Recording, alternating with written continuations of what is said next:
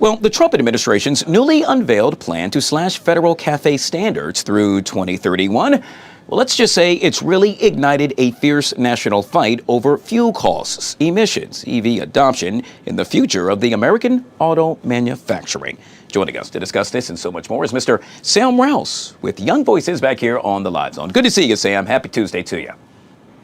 Good to see you too, Guy. All right, so Sam, let's talk about this. I'm hoping you could speak to how cafe mandates really force automakers to engineer vehicles, not only, let's just say, right here in Washington, not consumer demand, and how to Rollback restores buyer choice.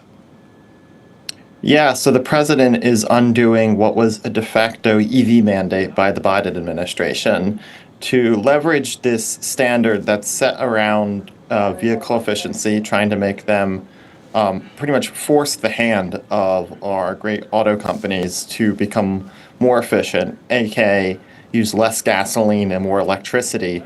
And he's undone this regulation that will allow the companies to create on their own pace, innovate at the rate at which technology is advancing, not at the decision of the government, and ultimately allow consumers to have choice in the kind of vehicles that they buy, whether that be gas or electric. Sam, I hear you, but a lot of folks are also saying, well, hey, how can higher MPG mandates really raise sticker prices on not only trucks, but, SUVs and things of the sort in family cars that Americans really rely on? Yeah, so what the CAFE standards were doing was essentially restricting companies from creating cars that are a little bit less efficient and most likely a little bit more affordable, essentially making some more outdated cars, making things that products that would be able to be sold at a much lower rate than the newest breaking technology. Is essentially the same as if the government came in and said that Apple could no longer make an older model of phone, which we all know over time older models become more affordable because they can be produced at scale. The parts and goods that are needed to create them are cheaper. And so this was really driving up the price of cars rather quickly, rather letting it move alongside with the market and inflation and regular forces that we see in our capitalistic economy. Yeah, I think many of us would argue the older phones, they're okay, but we all love the newer phones. I think the proof is in the pudding with that one. I'm curious, how has it really functioned as a backdoor EV mandate? And why removing pressure lets innovation compete freely? Yeah, so by setting the efficiency standards so much higher under the Biden administration, it was several percent greater than it had been ever before.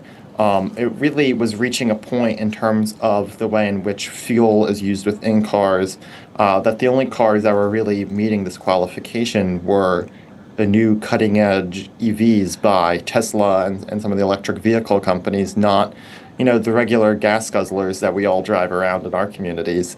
And this was pretty much pricing companies out of creating the regular SUVs and pickup trucks that they've made for so many years and forcing them to quickly pivot their business model entirely to these more expensive electric vehicles that frankly can't go very far yet and constantly need to be recharged.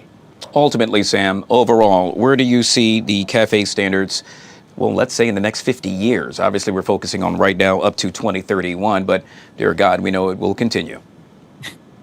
Yeah, I think that the Democrats will continue to try to leverage this policy to push for an essentially complete entire transition into electric vehicles as they try to fuel their clean energy economy. But I think that the Republicans will continue to push back against it, and hopefully we'll look at policies such as the renewable fuel standard, which forces ethanol into our gasoline, and other policies that have continued to overregulate the auto industry and really jack up prices and try to decide preemptively for consumers what they want. Well said. Yet again, Mr. Sam Rous with Young Voices joining us right here on the Live Zone. Always good to see you, my friend. Thank you so much for having me on today, Guy. You bet.